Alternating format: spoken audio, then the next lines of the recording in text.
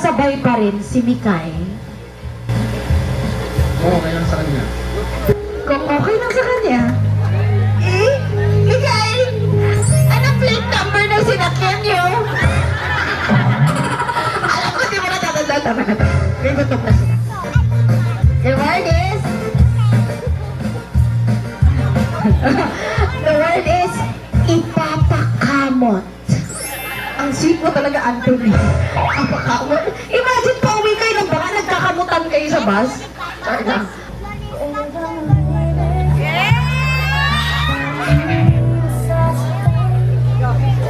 Bigay. Papakamot sa'yo lahat ng ating nararamdaman. Para may Mikay, ipapakamot kita lahat ng may kape sa katawan.